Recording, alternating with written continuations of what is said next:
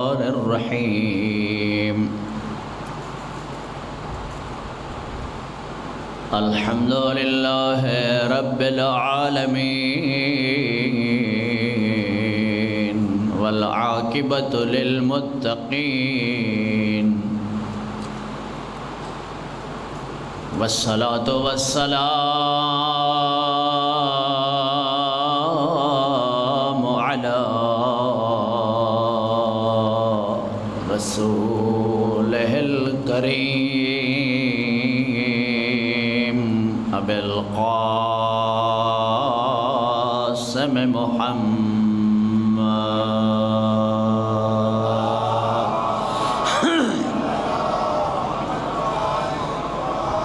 وعلى أهل بيته الطيبين الطاهرين المعصومين الغر الميامين المنتجبين المنتخبين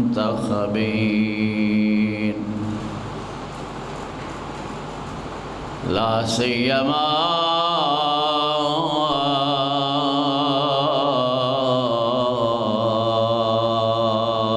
بقية الله في الأرضين روحي وأرواح العالمين له الفداء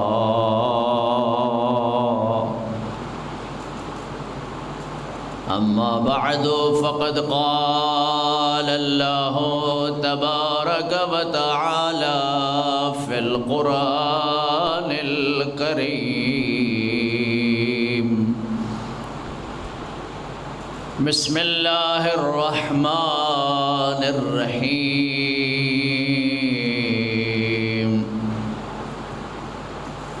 إنما وليكم الله ورسوله والذين آمنوا الذين يقيمون الصلاة ويؤتون الزكاة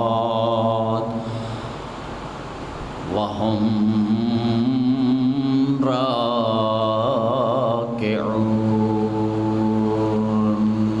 الصلوات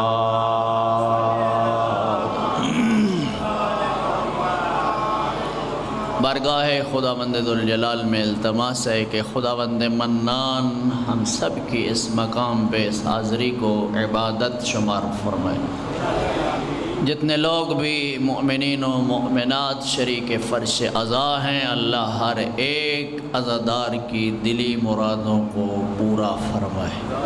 خداوند منان مریضوں کو شفا یاب فرمائے، بے اولادوں کو صاحب اولاد فرمائے، جو بیٹوں کے طلبگار ہیں اللہ تبارک و تعالی ان کو جینے والے فرزند عطا فرمائے، جن کو دیے ہیں اللہ ان کی زندگیوں کو دراز فرمائے۔ خداوند منان ہم سب کے اور جتنے بھی عزاداری امام مظلوم کربلا میں دام درہم سخن قدم شریک ہیں، ان سب کے مرحومین کے درجات عالی و متعالی فرمائے۔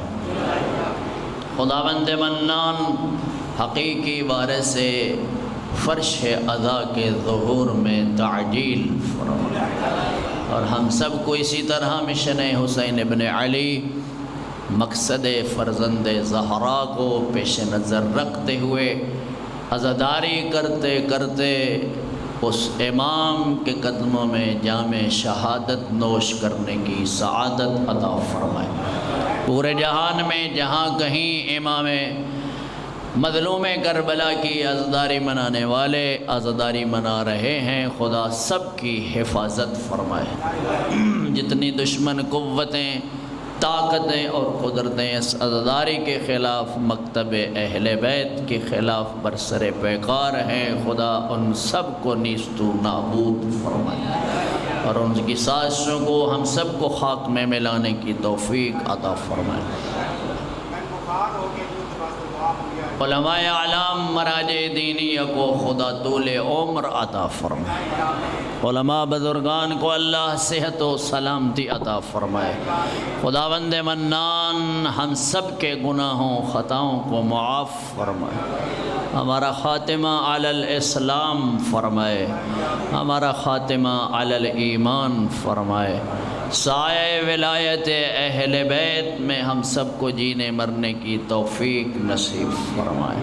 جن جن لوگوں نے ازداری کے ان پروگراموں میں تعاون کیا ہے، خصوصاً مومنہ خاتون، خدا ان سب کے اس تعاون کو شرف قبولیت عطا فرمائے اور ان کے اس عمل کو اللہ عبادت کا درجہ عطا فرمائے۔ جتنے لوگ مریض ہیں خداوند منان انہیں صحت کلیہ عطا فرمائے، بالاخص مرید عباس کو خدا شفا کاملہ عاجلہ عطا فرمائے۔ خداوند منان بیمار کربلا کے صدقے ہم سب کو روحانی جسمانی امراض سے شفا یاب فرمائے۔ ان تمام تر دعاؤں کی قبولیت کے لیے اپنی اپنی حاجات کی برابری کے لیے خلوص نیت کے ساتھ اور خشوع و خضوع کے ساتھ بآواز بلند صلوات۔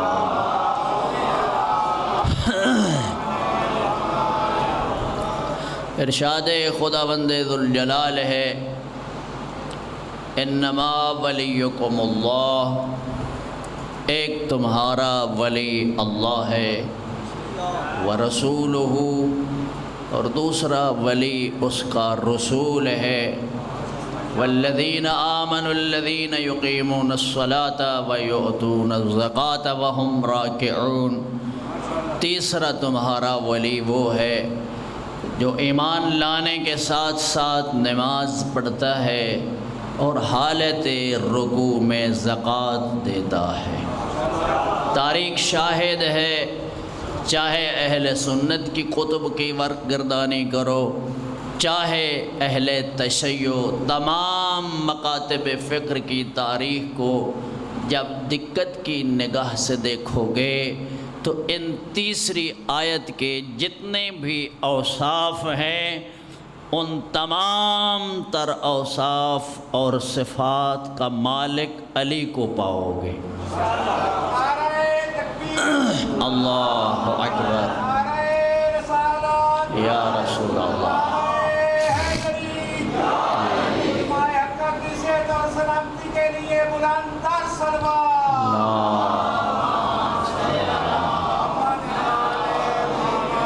اور اس بات میں کہنے میں حق بجانب ہوں کہ پوری کائنات میں آپ تحقیق کر لیں، تحقیق کریں، ریسرچ کریں، تعصب کی عینک کو اتار کر آپ حقائق کو سمجھنے اور دیکھنے کی کوشش کریں تو پورے امت مسلمہ کے تمام تر مکاتب فکر میں سے یہ ہم سعادت مند ہیں کہ اس آیت کے عین مطابق ہمارا عقیدہ ہے۔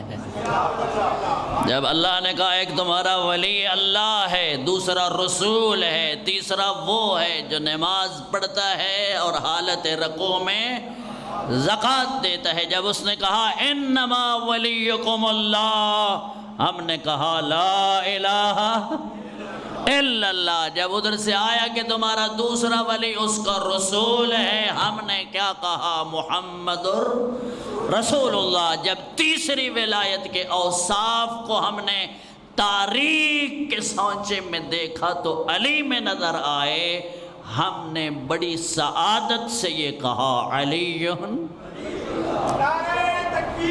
اللہ اکبر، یا رسول اللہ۔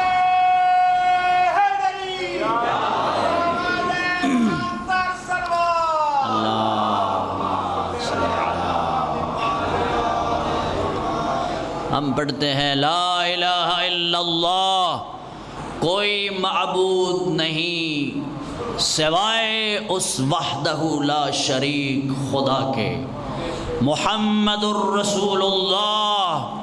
ہم ایک مرتبہ بآواز بلند صلوات پڑھ لیں۔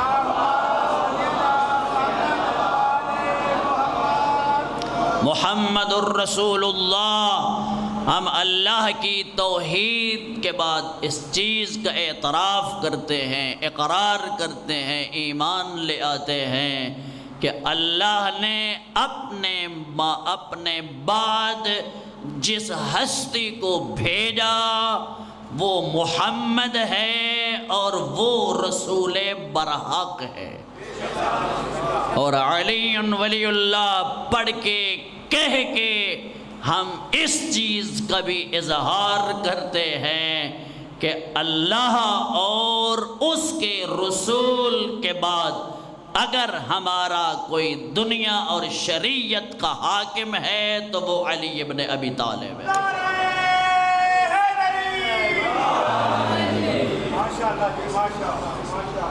بلی لا الہ الا اللہ، ہم نے پہلا کلمہ پڑھا، کتنے خوبصورت الفاظ ہیں حضرت امام رضا علیہ السلام کے۔ جب نیشہ پور کی زمین پہ پہنچے امام، اللہ اکبر، لاکھوں کا مجمع امام کے استقبال کے لیے۔ جب لاکھوں کے مجمع نے استقبال امام کا کیا، وہاں پہ مؤرخین نے لکھا ہے 4000 قلمدان مؤرخ امام کے کلام کو لکھنے کا منتظر تھا۔ اور جب امام کو روک کر کہا گیا کہ رکو، ناکہ رکی، امام نے اپنے اس محمل کے پردے کو ہٹایا۔ فارسی شاعر نے بڑا خوبصورت انداز میں شعر لکھا جس کا مفہوم اور ترجمہ یہ بنتا ہے کہ رضا نے جب محمل کے پردے کو ہٹایا، ہمیں دن میں 2 سورجوں کے چراغ دیکھنے میں نظر آئے۔ ایک آسمان کے شامیانے پہ سورج کی شکل میں، اور دوسرا سرزمین خراسان پہ امامت کی شکل میں۔ دن میں ہم نے 2 سورجوں کا نظارہ کیا۔ اس شاعر نے لکھا، اللہ اکبر، امام نے پردہ ہٹایا محمل سے، جب امام کا چہرہ انور لوگوں نے دیکھا، ایک دم سناٹا چھا گیا۔ اتنا رعب تھا امام علیہ السلام کے اس چہرہ انور کی زیارت میں۔ جو ہی سناٹا چھایا، سناٹا چھانے کے بعد 4000 قلمدان قلم کو سنبھالے کھڑے ہیں۔ کیا فرماتے ہیں کیا فرماتے ہیں ابن موسیٰ بن جعفر، امام نے بڑا خوبصورت جملہ فرمایا کلمۃ لا الہ الا اللہ حسنی فمن دخل حسنی امن من عذابی۔ امام نے فرمایا وہ وحدہ لا شریک فرماتا ہے، یہ لا الہ میرا ایسا قلعہ ہے، جو بھی اس میں خلوص سے داخل ہو جاتا ہے وہ میرے عذاب سے امن میں چلا جاتا ہے۔ اللہ اکبر، یا رسول اللہ۔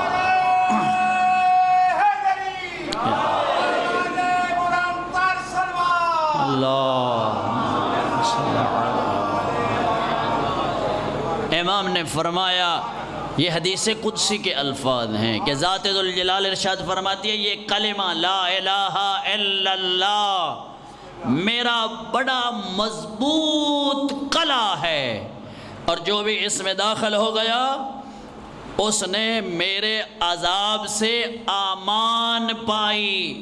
پھر پردہ لٹک گیا، تھوڑا سا چلنے کے بعد پھر ناقہ رکی، امام کے محمل کا پردہ ہٹا، اسی طرح سناٹا چھا گیا۔ پھر امام نے فرمایا شرطہا و شروطہا، اس لا الہ الا اللہ کی قبولیت کے لیے کچھ شرطیں ہیں۔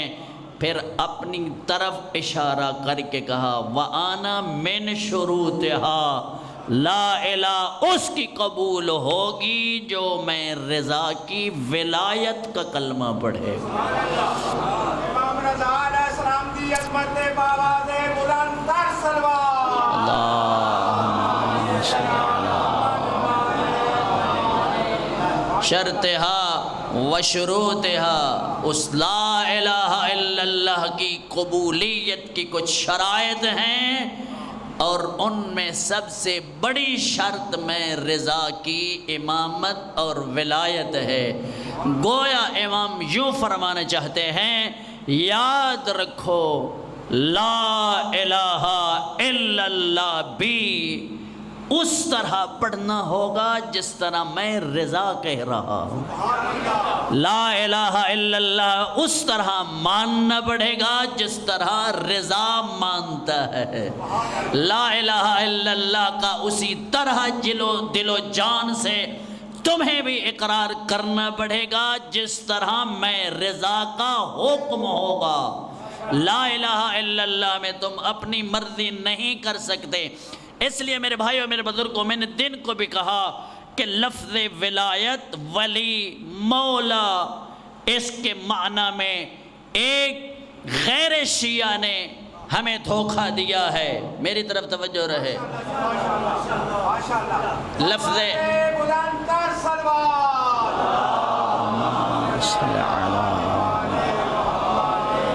لفظ مولا میں، لفظ ولایت میں اور لفظ ولی کے معنی میں ہمیں ایک غیر نے دھوکہ دیا کہ کہا کہ لفظ ولی اور مولا کا معنی دوست ہے، حاکم نہیں۔ ایک خود ہمارے منبر سے لفظ ولی کا معنی الٹ کر کے ہمیں دھوکہ دیا گیا۔ کیسے؟ یہ کہا گیا جس نے پڑھا علی ولی اللہ، اب اسے کوئی پرواہ نہیں کرنا چاہیے، حلال کرے یا حرام کرے، جائز کرے ناجائز کرے، اچھائی کرے برائی کرے، حرام کھائے حلال کھائے، اس کو کوئی پرواہ نہیں کرنا چاہیے۔ بلکہ یاد رکھو میرے بھائیوں میرے بزرگوں، جب علی ولی اللہ بندہ پڑھ لیتا ہے اس وقت وہ اس پرندہ پنجرے والے پرندے کی طرح قید ہو جاتا ہے، نہ وہ اپنی مرضی سے کھا سکتا ہے، نہ اپنی مرضی سے پی سکتا ہے، نہ اپنی مرضی سے سو سکتا ہے، نہ اپنی مرضی سے جاگ سکتا ہے، نہ اپنی مرضی سے حتیٰ جی سکتا ہے۔ اسے ہر دم ہر قدم پہ پہلے علی سے پوچھنا پڑے گا، پھر قدم اٹھانا پڑے گا۔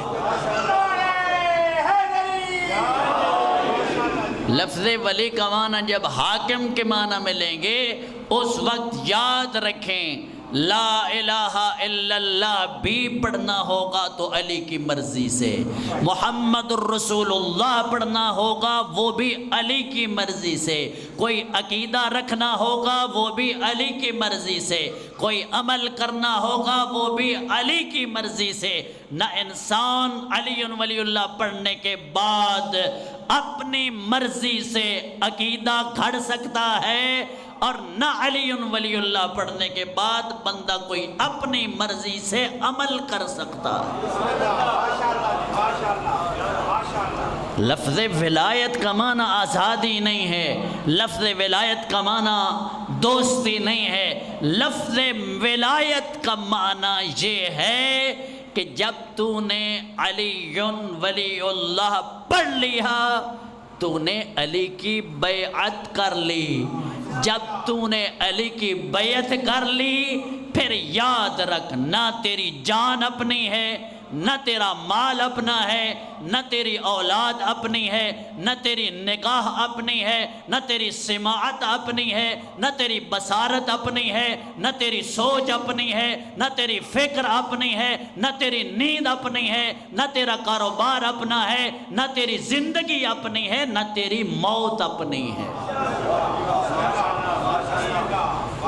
جب ولایت کا کلمہ کہ ولایت کا کلمہ پڑھنا آسان نہیں، ولایت کا کلمہ پڑھنے کے بعد یاد رکھ تیری زندگی کے ہر عمل کا ذمہ دار علی ابن ابی طالب، تیرے ہر زندگی حتی سانس لینے تک۔ یاد رکھو میرے بھائی میرے بزرگوں، ولایت ایسے نہیں کہ مثلا انسان بالکل بے فکر ہو جائے، ولایت کے بعد انسان پابند ہو جاتا ہے۔ ولایت کے بعد انسان پابند ہو جاتا ہے. اسے جب علی ولی اللہ پڑھ لیا تو میں نے عرض کیا کہ بیعت کر لی. بیعت باع یبیع عربی میں کہتے ہیں کسی چیز کا بیچنا. جب علی ولی اللہ پڑھ لیا بیعت ہو گئی. جب بیعت ہو گئی تو اس نے سب کچھ اپنا بیچ دیا. اب اس کے پلے ہی کچھ نہیں. اب اس کے پلے کچھ نہیں. مثلا میں عام مثال دیتا ہوں. ایسا بیٹھے ہیں اور بہت سارے جو ہے وہ کاروباری لوگ بیٹھے ہیں. جب انسان کوئی چیز خریدتا ہے، مثلا سرگودے سے خرید لی، لاہور سے خرید لی، تو اچھے جو کاروباری جو بڑے ہی مطلب بااعتماد لوگ ہیں، بڑے بڑے اچھے لوگ اور کاروباری مارکیٹ میں بیٹھے ہوتے ہیں، جب وہ کسی چیز کا سودا کر دیتے ہیں نا، اس وقت اگر اس کے بعد بڑے سے بڑے مہنگے داموں میں بھی کوئی خریدار آ جائے تو وہ لوگ کہتے ہیں کہ نا بھائی جان، ہمارا مارکیٹ میں ایک نام ہے، ہمارے اعتماد کا ایک نام ہے. اب تو جتنے بھی ڈبل ٹرپل ریٹ لگاتا رہے، اب ہماری کسی سے زبان ہو گئی ہے، ہم نے یہ سودا بیچ دیا ہے، ہم نے اس کے پیسے لے لیے ہیں. جب علی ولی اللہ پڑھ لیا، اب تیرا وجود بک چکا ہے، اب تیرا وجود نہیں رہا. آئے گا تیرے پاس شیطان، وہ کہے گا سن گانے، تو کہے میں نے علی ولی اللہ پڑھ کر اپنی جان کا علی سے سودا کر دیا ہے.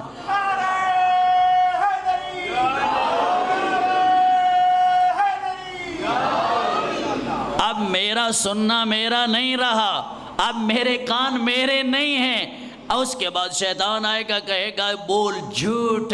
جواب میں کہے میں نے علی سے زبان کر دی ہے، میں نے اپنی جان علی کے ہاتھوں بیچ دی ہے. اب یہ زبان میری زبان نہیں، یہ علی کی زبان ہے.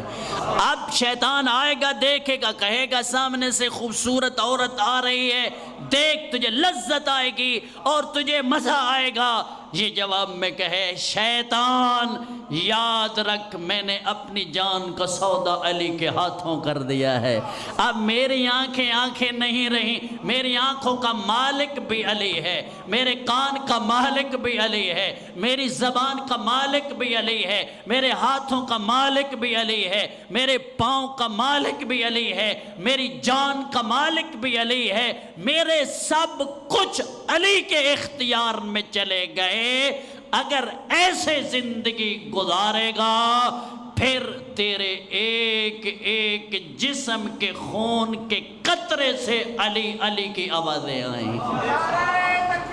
اللہ اکبر، یا رسول اللہ.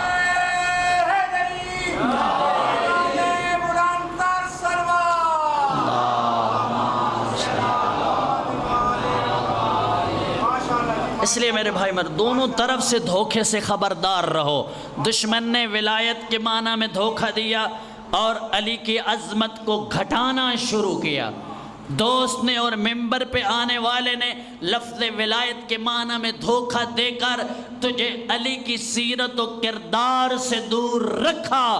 ورنہ یاد رکھ، جب علی ولی اللہ بندہ پڑھ لیتا ہے پھر پوری کائنات میں اتنا قیمتی اور کوئی انسان نہیں رہتا. اس کی جان کی قیمت پھر اللہ فرماتا ہے ان اللہ اشتری من المؤمنین بانفسہم. اللہ نے مومنوں کے ساتھ سودا کیا ہے. اللہ اکبر. اللہ نے ان لوگوں کے ساتھ سودا کیا ہے. کس سے؟ اللہ نے سودا کر لیا ہے مومنوں کے مال، مومنوں کی جان کے بدلے کہ اب صرف اور صرف جنت علی والا جائے گا.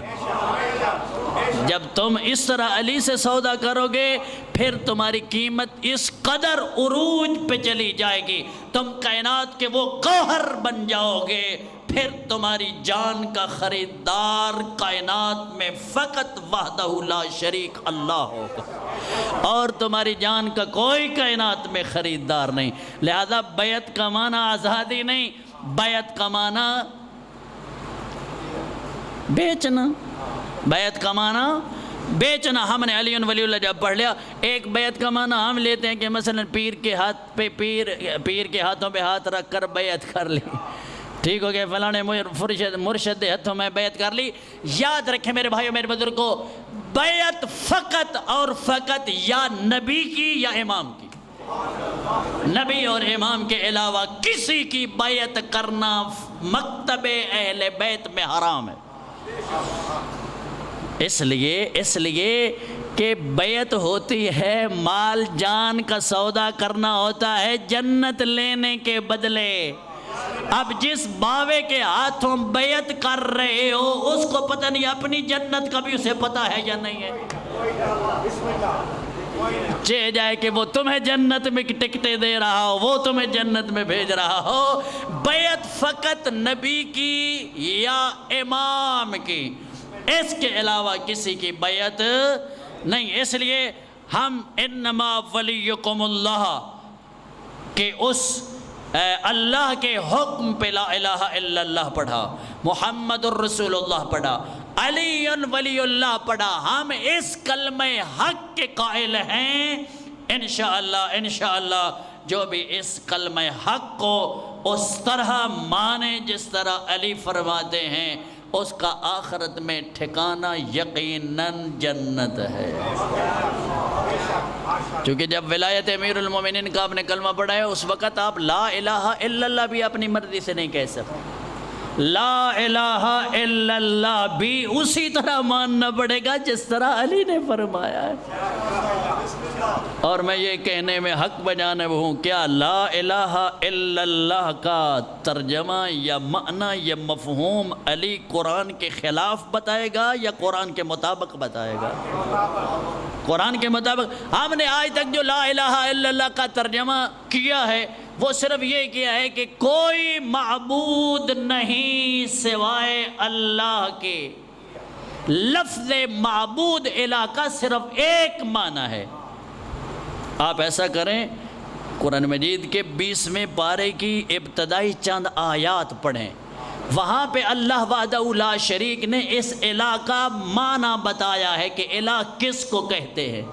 اگر اس قرآن میں غور کرو گے، لفظ الہ کا معنی اللہ نے خالق بھی کیا ہے، لفظ الہ کا معنی اللہ نے رازق بھی کیا ہے، لفظ الہ کا معنی اللہ نے زندہ کرنے والا بھی کیا ہے، لفظ الہ کا معنی اللہ نے وہاں پہ موت دینے والا بھی کیا ہے، لفظ الہ کا معنی اللہ نے وہاں پہ ہوائیں چلانے والا بھی کیا ہے، لفظ الہ کا معنی وہاں پہ اللہ نے بارشیں برسانے والا بھی کیا ہے، لفظ الہ کا معنی وہاں پہ اللہ نے مشکلوں سے نکالنے والا بھی کیا ہے. اسی طرح الہ کے بہت سارے وہاں پہ معنی ہیں. جب آپ نے پڑھ لیا لا الہ الا اللہ، آپ کو یہ عقیدہ رکھنا پڑے گا لا خالق الا اللہ، لا رازق الا اللہ، لا مسجود الا اللہ، لا معبود الا اللہ، لا محیی الا اللہ، لا ممیت الا اللہ، لا کاشف الضر الا اللہ. اب قرآن سے بڑھ کر تو کوئی بندہ نہ کسی کو بتا سکتا ہے نہ کسی سن سکتا ہے. اس کا معنی یہ بن گیا جب لا الہ الا اللہ آپ نے پڑھ لیا نا، اس وقت اس عقیدے کو رکھنا پڑے گا کائنات کا خالق بھی فقط اللہ ہے، کائنات کا رازق ہی صرف اللہ ہے، زندہ کرنے والا فقط اللہ ہے، موت دینے والا فقط اللہ ہے، ہوائیں چلانے والا فقط اللہ ہے، بارشیں برسانے والا فقط اللہ ہے، اس زمین کا فرش بچھانے والا فقط اللہ ہے، آسمان کا شامیانہ لگانے والا فقط اللہ ہے. کوئی مشکل میں پھنس جائے اس کی مشکل کشائی کرنے والا فقط اللہ ہے.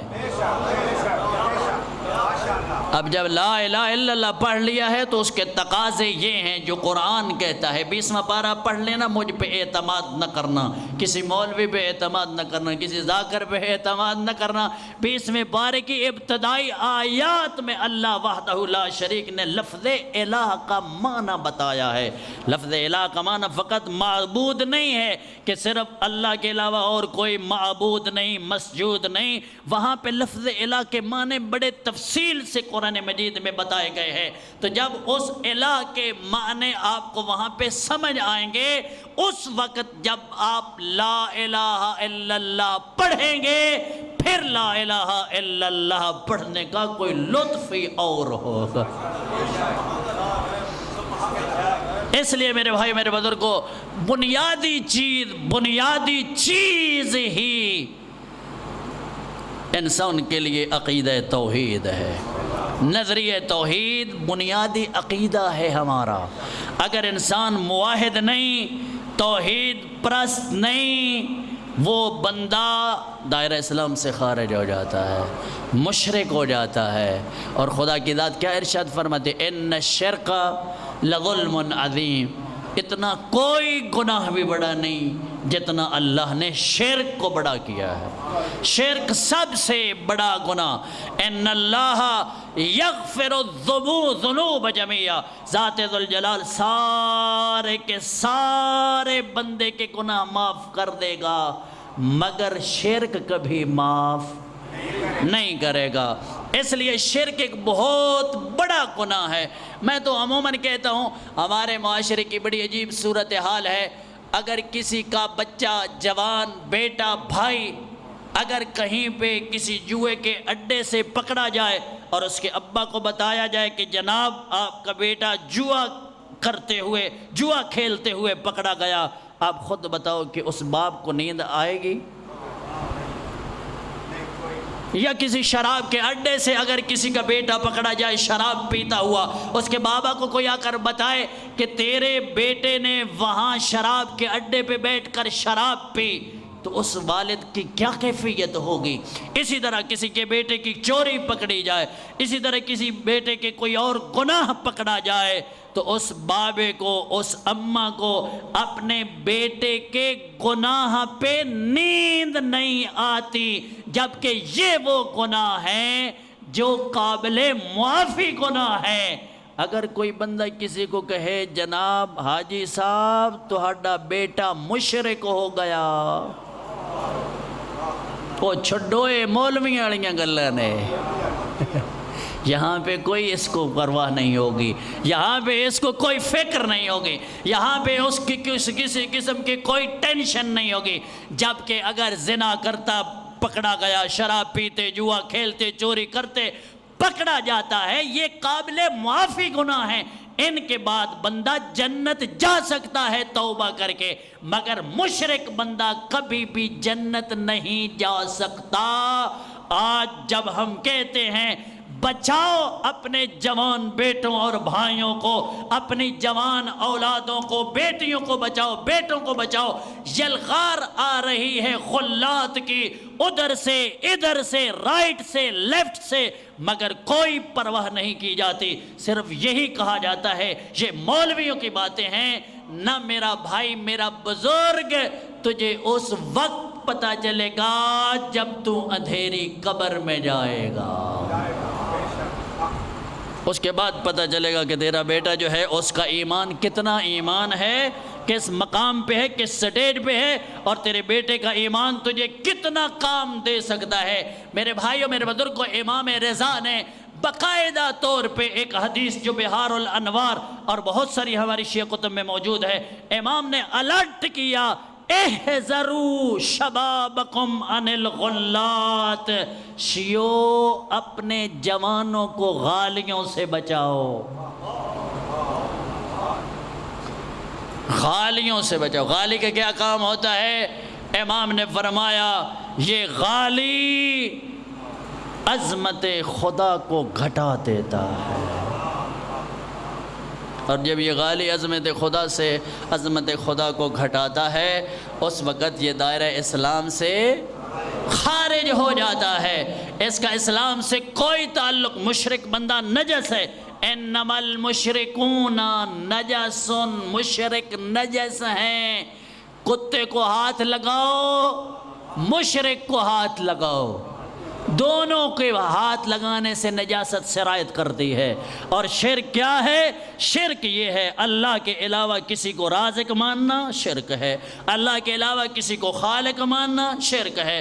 اللہ کے علاوہ کسی کو پیدا کرنے والا ماننا، شرک ہے۔ اللہ کے علاوہ کسی کو موت دینے والا ماننا، شرک ہے۔ اللہ کے علاوہ کسی کو مشکل کشا ماننا، شرک ہے۔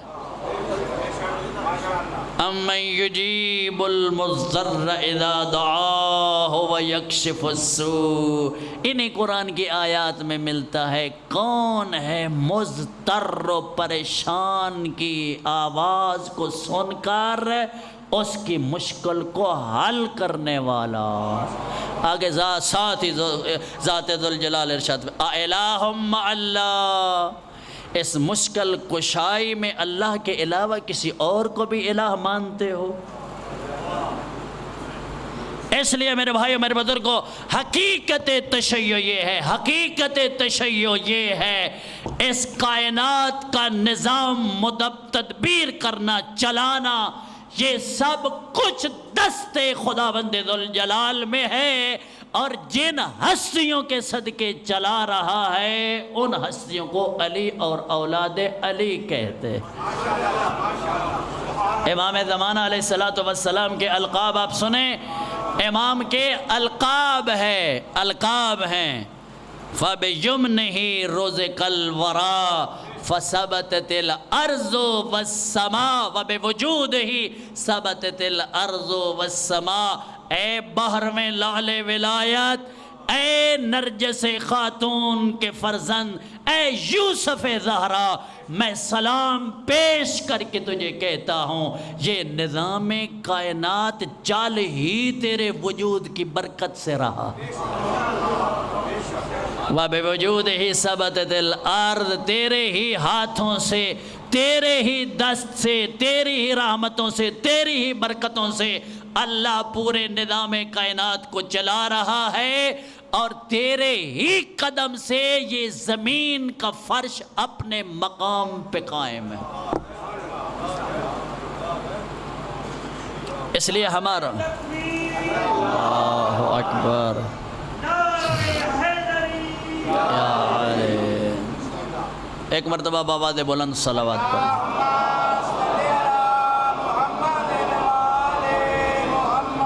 اس لیے میرے بھائی میرے بزرگوں، جہاں پہ ہماری اور بہت بڑی ذمہ داریاں ہیں کہ ہم اپنے جوان بچوں کے سکولوں میں بھیجیں، ان کو کالجز میں بھیجیں اور بہت ساری اچھی اچھی تعلیمات دیں، وہاں پہ سب سے بڑی ذمہ داری یہ ہے کہ ہم اپنے بچے کو مسلمان بنائیں۔ جس بچے جس باپ نے یا جس اماں نے اپنے کسی بچے کو قرآن کی تعلیم نہیں دی، معصومین کی تعلیمات سے دور رکھا ہے، اگر وہ یہ سوچے کہ میرا بیٹا مسلمان یا موالی بن جائے گا، ممکن ہی نہیں۔ مسلمان بننے کے لیے علی ولی اللہ پڑھ کر اس کے تقاضے پورا کرنے پڑیں گے۔ اس کے تقاضے کیا ہیں کہ علی ولی اللہ پڑھنے کے بعد تیری میری مرضی ختم ہو جائے گی، تیرا میرا عمل اور عقیدہ وہی ہوگا جس پہ علی راضی ہے۔ اسی امیر المومنین کا وہ نہج البلاغہ کہ جو آج بھی الحمدللہ تیرے اور میرے ہاتھوں اور گھروں میں اور ہماری مارکیٹ میں موجود ہے، خدا بھلا کرے ان علماء کا جنہوں نے اردو میں ترجمہ کر کے ہم پہ احسان کیا اور ہمارے اوپر ایک بہت بڑا لطف فرمایا کہ اردو میں آسان الفاظ میں ترجمہ کر کے ہمارے گھروں تک پہنچایا۔ اگرچہ ہماری اتنی بدقسمتی ہے، اتنی بد نصیبی ہے کہ دشمن اس سے اس قدر استفادہ کر رہا ہے باقاعدہ طور پہ، اور دانشور اہل سنت علماء مصر یہ لکھتے ہیں اگر علی کا نہج البلاغہ نہ ہوتا ہمیں قرآن سے بھی اسرار توحید کا علم نہ ہوتا، اگر قرآن کے اسرار توحید کا بھی ہمیں پتہ چلا ہے تو علی کے کلام سے پتہ چلا۔ علماء حق کی صحت اور سلامتی کے لیے بلند تر سلوات۔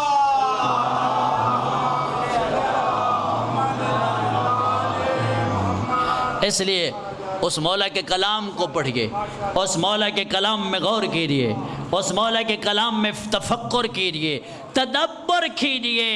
امیر المؤمنین کے پہلے خطبے کے ہی انسان اگر چند الفاظ یاد کر لے، ان پہ ایمان لے آئے، انسان کے لیے، اس کے ایمان کے لیے ایک بہت بڑا ذخیرہ اس کے لیے نور بن سکتا ہے۔ مولا کتنے خوبصورت الفاظ میں فرماتے ہیں، الحمدللہ الذی لا یبلغ مدحتہ القائلون، تعریفیں کرنے والوں کی اے اللہ تجھ تک تعریفیں پہنچ ہی نہیں سکتی۔ وہاں پہ تیری تعریفیں کرنے والے تیری تعریف کا حق ادا ہی نہیں کر سکتے۔ وَيُعَدِّ حَقَّهُ الْمُجْتَهِدُونَ، اگر کوئی یہ چاہے کہ تیرا حق ادا ہو جائے، تیری نعمتوں کا کائنات میں کوئی حق ادا کر ہی نہیں سکتا۔ فَتَرَ الْخَلَائِقَ بِقُدْرَتِهِ، امام فرماتے ہیں پوری مخلوق کو تو نے اپنی قدرت سے پیدا فرمایا۔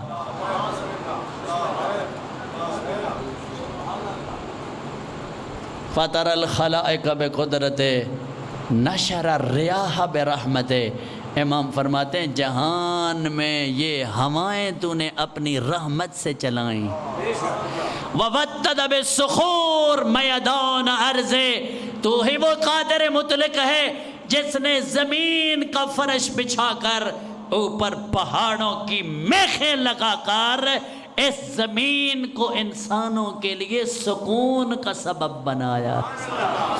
اگر اس کے اوپر یہ پہاڑوں کی میخیں نہ ہوتی، اس میں ہلاوے آتے، جب ہلاوے آتے زلزلے آتے، جب زلزلے آتے تو انسان کی کیا کیفیت ہو جاتی۔ جس طرح خود سورہ زلزال میں اذا زلزلت الارض زلزالها واخرجت الارض اثقالها وقال الانسان ما لها، جب آئیں گے بڑے بڑے زلزلے، ان زلزلوں سے پہلے کیا ہوگا؟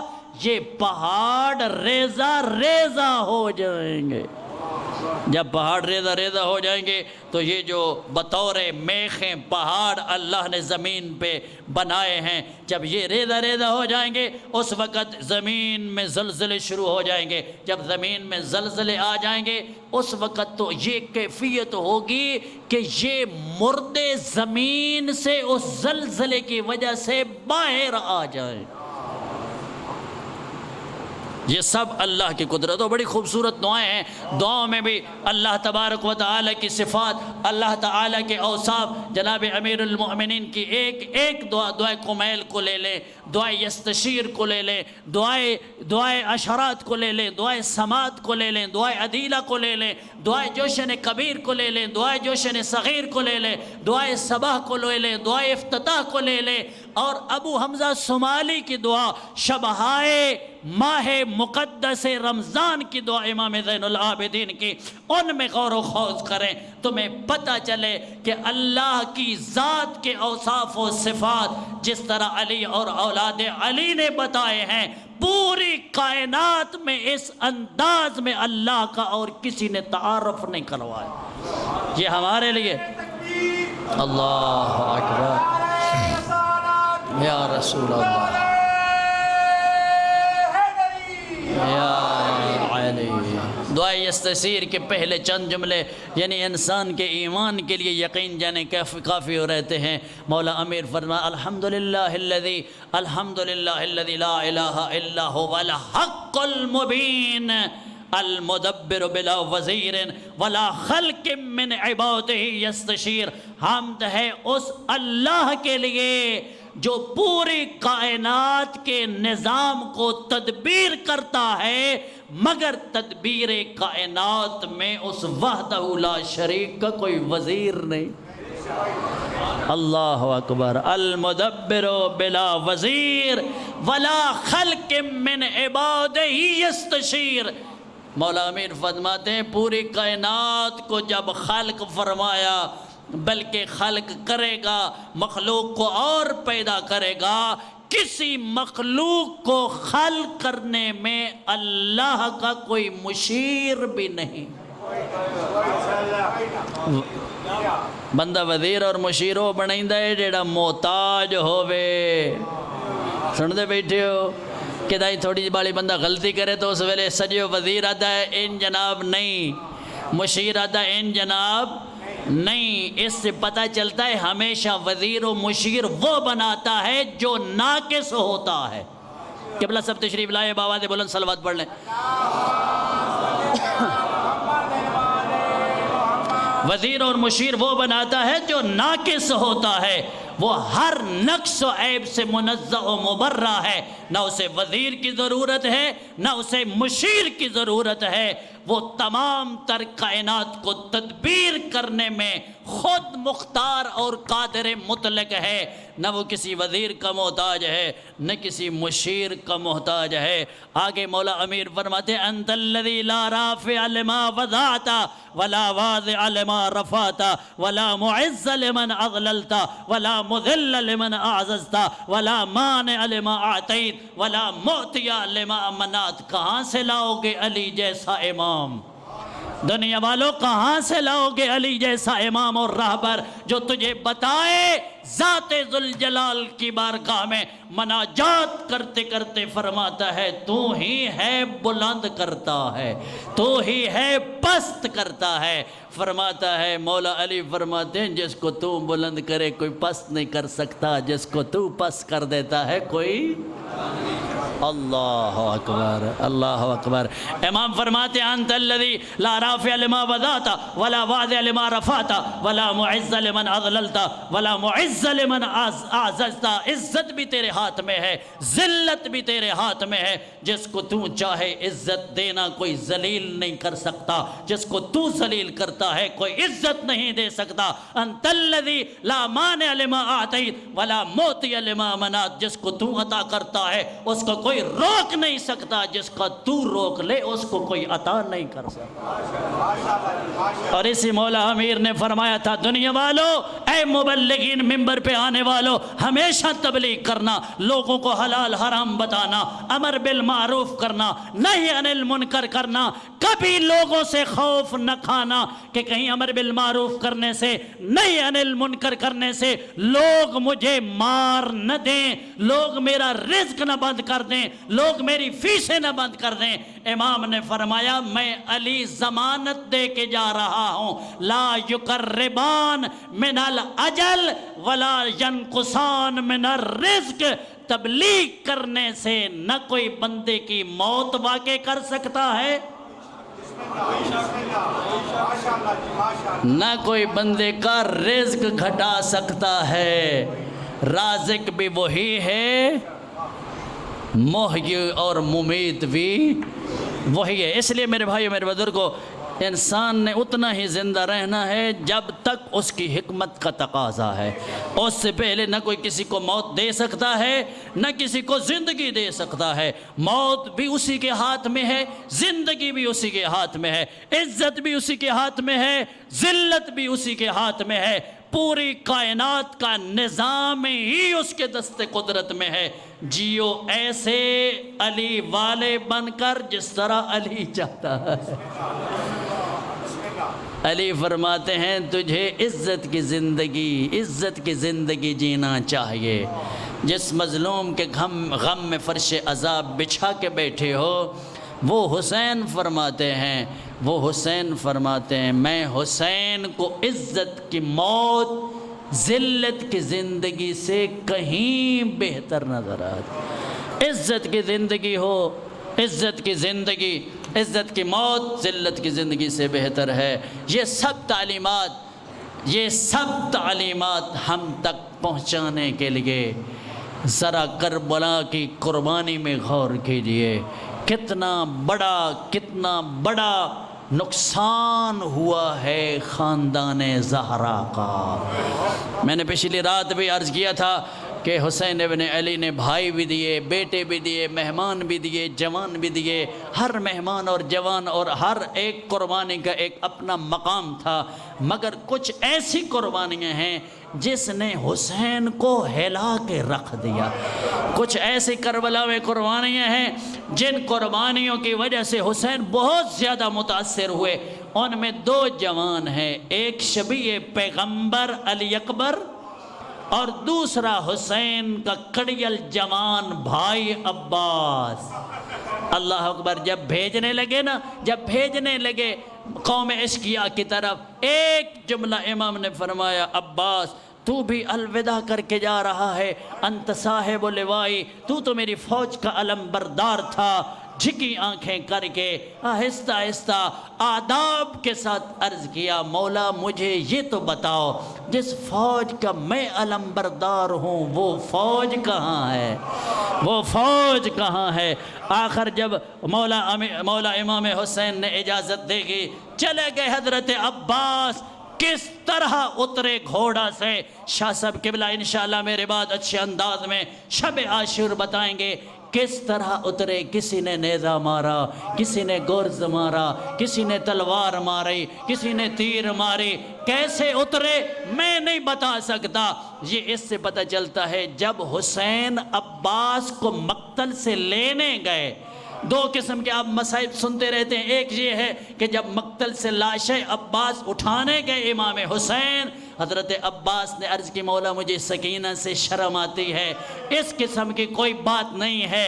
مورخین نے لکھا ہے جب عباس کو اٹھانے کے لیے حسین لاشِ عباس کے قریب گئے، ظالموں نے عباس کے لاشے کا یہ حال کر دیا تھا، حسین ادھر سے اٹھاتے عباس ادھر گر جاتے، حسین ادھر سے اٹھاتے عباس ادھر گر جاتے۔ وجہ کیا ہے؟ مورخین نے لکھا جب عباس زینے گھوڑا سے زمین پہ آئے، ظالموں نے اعلان کیا، جس نے علی سے بدلے لینے ہیں، علی کی شکل والا بیٹا عباس زینے گھوڑا سے زمین پہ آ گیا ہے، آؤ جس کے ہاتھ میں جو ہے ظلم کرو۔ جس کے ہاتھ میں نیزہ تھا اس نے نیزہ مارا، جس کے ہاتھ میں گرز تھا اس نے گرز مارا، جس کے ہاتھ میں تلوار تھی اس نے تلوار ماری، جس کے ہاتھ میں تیر تھے تیر مارے۔